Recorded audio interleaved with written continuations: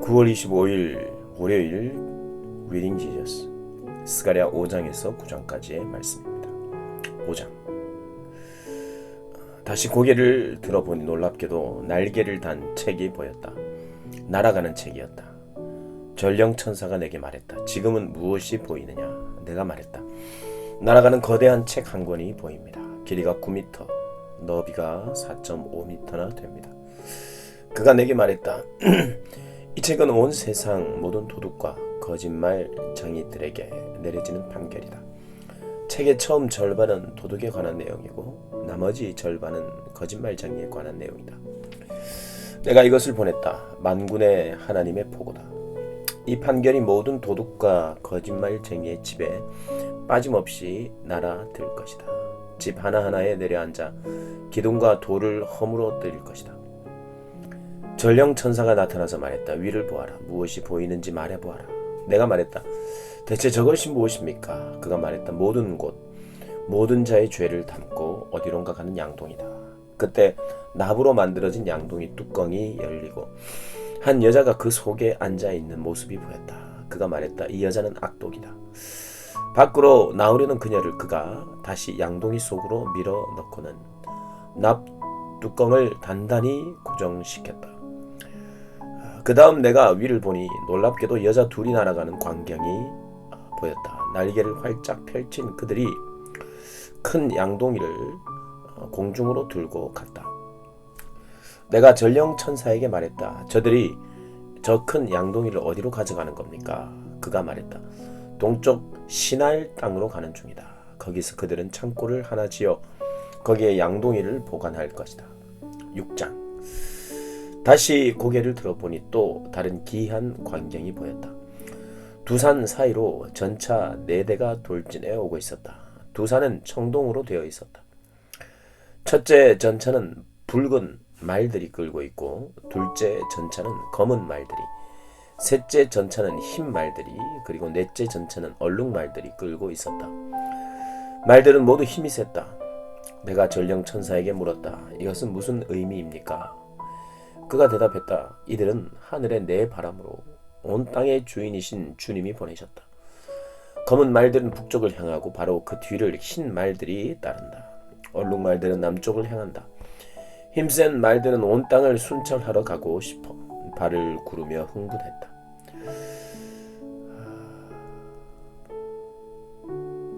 전령천사가 명령을 내렸다. 가라. 온 땅을 조사하여라. 그러자 그들이 사방으로 달려갔다. 천사가 나를 불러 말했다.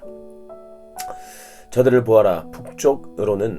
북쪽으로 가는 말들이 나의 영을 나르고 있다. 고요하고 견고하다. 북쪽으로 가는 말들에게서는 더 이상 문제가 없을 것이다. 그런 다음 하나님의 메시지가 내게 임했다. 바벨론으로 사로잡혀 갔던 헬레와 도비야와 여다야에게 예물을 거둬라. 그들이 방금 이곳에 도착했다. 지금 스바냐의 아들 요시야의 집에 있으니 그들에게서 은과 금을 거두어 그곳으로 왕관을 만들어라. 왕관 하나는 여호사닥의 아들 대제사장 여호수아의 머리에 씌우고 그에게 이 메시지를 전하여라. 만군의 하나님의 메시지다. 정신 바짝 차려라. 여기 가지라는 이름을 가진 사람이 있다. 그가 지금 있는 곳에서 가지처럼 뻗어나와 하나님의 성전을 지을 것이다. 그렇다.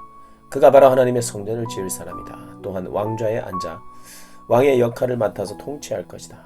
왕좌에 앉은 제사장이 될 것이다. 그는 왕과 제사장이 조화롭게 공존할 수 있음을 보여줄 것이다. 다른 왕관은 왕권의 상징으로 하나님의 성전 안에 두어라. 헬렘과 도비야와 여다야 그리고 스바냐의 아들 헨이 그것을 관리할 것이다. 먼 곳에서 사람들이 와서 천막을 치고 하나님의 성전 짓는 일을 도울 것이다. 이 일은 만군의 하나님께서 너희에게 말씀하셨다는 확증이 되어줄 것이다. 이 모든 일은 너희가 온 마음으로 너희 하나님의 목소리에 응답하고 순종할 때 이루어진다. 7장. 다리오 왕 4년 9째 달 4일에 하나님의 메시지가 다시 스가랴에게 임했다. 베델 성읍이 사레셀과 레겜 멜렉이 이끄는 대표단을 보내어 하나님의 축복을 구하고 만군의 하나님의 성전 제사장과 예언자들과 의논하게 했다. 그들은 이렇게 물었다. 예루살렘 멸망 70주기인 금년 8월에도 늘 해오던 것처럼 애곡과 금식을 위한 날을 하루 정해서 지켜야 합니까? 그러자 만군의 하나님께서 내게 메시지를 주셨다. 그들 곧 백성 전체와 이스라엘 제사장들에게 전하게 하셨다. 너희는 과거 70년 동안 다섯째 달과 일곱째 달에 금식의 날을 정하여 지켜왔다. 그런데 너희가 정말 나를 위해 그 일을 했느냐? 축제 일을 지키는 것이 정말 나를 위한 일이었느냐? 아니었다. 나는 사람에게 관심이 있는데 너희는 종교에 관심이 있다. 이 일에 대해 너희에게 새로 해줄 말은 없다. 예루살렘이 사람들로 북적이는 번창한 도성이었을 때, 그 주변에 있던 네겝과 스불라까지 사람들로 가득했을 때 이미 예언자들이 내 메시지를 전하지 않았느냐? 이는 하나님께서 스가랴에게 주신 메시지다. 그렇다. 지금도 메시지는 동일하다. 만군의 하나님이 그때도 말했고 지금도 말한다. 서로 정의롭게 대하여라. 너희 이웃을 사랑하여라. 서로 자비를 베풀어라. 과부들 고아들, 나그네들 가난한 이들을 착취하지 마라. 서로 음모와 계략을 꾸미지 마라. 그것은 악이다. 그러나 어떠했느냐? 너희 조상들이 그 말씀을 들었느냐? 그렇지 않다. 그들은 이를 악물고 반항했다. 귀를 닫았다. 그들은 하나님의 계시의 마음을 굳게 닫았고 이전 예언자들이 만군의 하나님의 명령을 받아 전했던 성령 충만한 설교에 대해 마음을 굳게 닫았다. 그래서 하나님께서 노하셨다. 정말로 노하셨다. 그분이 그들에게 명확히 전하신 말씀을 그들은 한마디도 듣지 않았다. 이는 만군의 하나님의 말씀이다. 그들이 내 말을 듣지 않는다면 나도 그들의 말을 듣지 않겠다. 내가 그들을 사방으로 흩어버렸다. 그들은 나그네 신세가 되어 타지를 떠돌았다. 생명의 흔적조차 찾을 수 없었다. 그들은 꿈의 땅을 황무지로 바꾸어 놓았다. 8장. 만군의 하나님께서 이 메시지를 주셨다.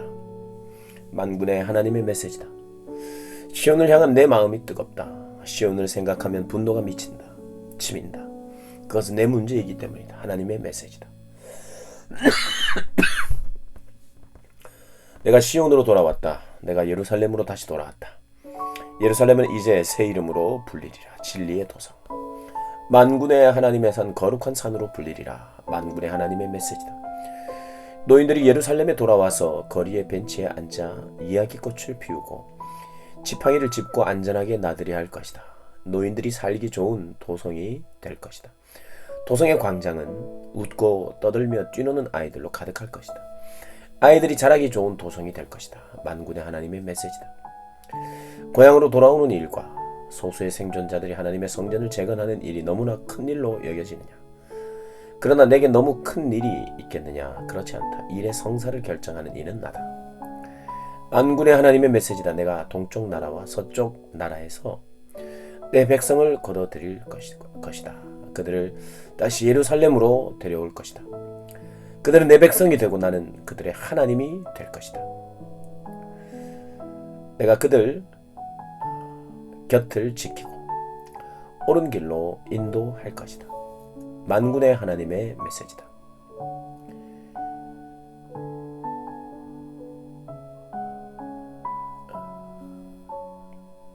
내가 예언자들을 통해 하는 말에 귀 기울이는 너희여, 이 말의 의미를 분명히 알고 굳게 붙들어라. 만군의 하나님의 성전이 다시 세워졌다. 성전이 재건되는 중이다. 우리는 어려운 시기를 지났다. 전에 너희는 쥐꼬리만한 돈을 벌기 위해 일했고 그것도 운이 좋아야 손에 쥐릴 수 있었다. 거리가 위험해 늘 경계하며 다녀야 했다. 내가 세상을 전쟁터로 만들었기 때문이다. 그러나 이제 상황이 변했다. 이제 나는 살아남은 자들 편에 설 것이다. 파종과 수확이 다시 시작되고 포도나무들이 포도 열매를 맺을 것이다. 동산의 초목이 우거지고 이슬과 비로 모든 것이 푸르러질 것이다. 살아남은 자들은 살아가는 데 필요한 것 전부를, 그 이상을 얻을 것이다. 너희 유다와 이스라엘 백성들아, 지금까지는 너희가 저주받은 백성 취급을 받았지만 이제 내가 너희를 구원할 것이다. 이제부터 너희는 복받은 백성이 될 것이다. 두려워하지 마라. 내가 지금 일하고 있음을 굳게 믿어라. 만군의 하나님의 메시지다. 너희 조상들이 나를 노하게 했을 때 나는 너희를 벌 주기로 작정했고 그 뜻을 굽히지 않았다. 그때와 마찬가지로 이제 나는 예루살렘과 유다 나라에 복을 주기로 작정했다. 두려워하지 마라. 진실만을 말하여라.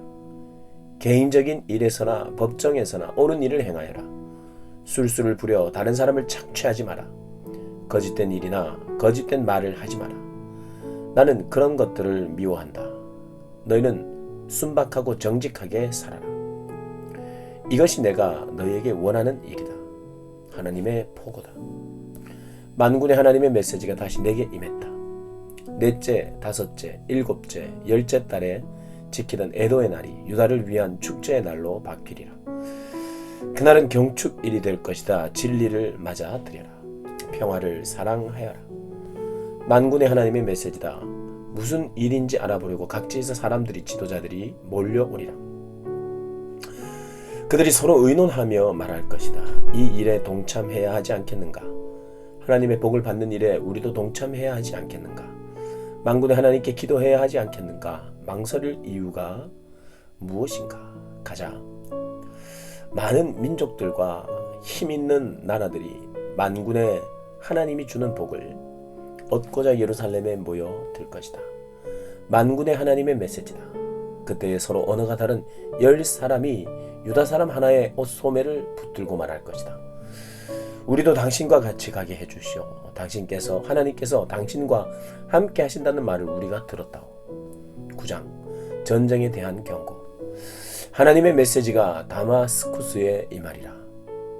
하드락의 나라에 도전장을 보내리라. 온 세상이 하나님을 바라본다. 이스라엘뿐 아니라 경계를 맞대고 있는 하맛과 스스로 똑똑하다고 여기는 두로와 시돈도 그분을 바라본다. 두로는 제법 큰 왕국을 이루었다. 은도 땔감처럼 많이 쌓았고 금도 건초 더미처럼 높이 쌓았다. 그러나 하나님께서는 그를 확실히 망하게 하실 것이다. 재산 전부를 대양에 쳐넣으시고 남은 것들은 큰 불을 놓아 태워버리실 것이다. 그 광경을 본 아스클론은 잔뜩 겁을 먹고 혼이 나갈 것이다. 가사는 비통해하며 가슴을 쥐어뜯을 것이다. 에그론은 막다른 골목과 맞닥뜨리리라. 가사의 왕이 죽을 것이다. 아스클론은 텅 비고 한 악인이 아스돗을 장악할 것이다. 내가 오만한 블레셋 사람들의 코를 납작하게 만들 것이다. 그 피 묻은 노획물을 뱉게 만들고 악한 짓을 멈추게 할 것이다. 남은 것들은 모두 하나님의 것이 될 것이다. 살아남은 백성은 유다에서 한 가족을 이룰 것이다. 그러나 에그론 같은 적들은 여부수 사람들의 전차를 밟아 역사의 쓰레기통 속에 처박히리라. 내가 내 나라에 진영을 세우고 침략자들로부터 지켜주리라. 누구도 다시는 내 백성을 해치지 못할 것이다. 내가 언제나 그들을 지켜줄 것이다. 딸 시온아 환호성을 울려라. 딸 예루살렘아 환호성을 울려라. 내 왕이 오고 계신다. 모든 것을 바로잡으시는 선한 왕, 새끼나귀 타고 오시는 겸손한 왕이시다. 내가 전쟁을 끝냈다. 에브라임의 전차들이 사라졌고 예루살렘의 군마들이 사라졌다. 칼과 창, 활과 화살들도 사라지고 없다. 그분께서 민족들에게 평화를 가져오신다. 사방 온 세상 7대양에 이르기까지 평화로운 통치를 펼치시리라. 내가 너와 맺은 피의 언약을 기억하고 절망의 감옥에 갇힌 너를 풀어주리라. 죄인들아 집으로 돌아오너라. 희망을 한아름 안고서 바로 오늘 내가 너에게 2배의 복을 약속한다. 너는 잃었던 모든 것을 2배로 되돌려 받게 될 것이다. 유다는 이제 내 무기, 내가 당기는 활이다. 에브라임은 활 시위에 매긴 화살로 쓸 것이다. 시온아, 내가 네 아들들을 깨워. 그리스야, 내가 네 아들들을 칠 것이다. 이제부터는 사람들이 내 칼이다. 그때 하나님이 나타나셔서 번개처럼 화살을 쏘실 것이다. 주 하나님께서 나팔을 부시고 회오리 바람을 일으키며 진군하신다. 만군의 하나님께서 그들을 보호해 주시리라. 전면전을 벌이시리라. 모든 전쟁을 끝내는 전쟁, 총력전을 마침내 그들의 하나님이 이기시고 그들을 구해 주시리라. 그들은 유순한 양 같은 존재가 되고 왕관에 박힌 오색 찬란한 보석 같은 존재가 되리라. 그날에 그들이 반짝이리라. 빛을 발하리라. 젊은 남자들이 원기 왕성해지고 젊은 여자들은 사랑스러워지리라. 아멘.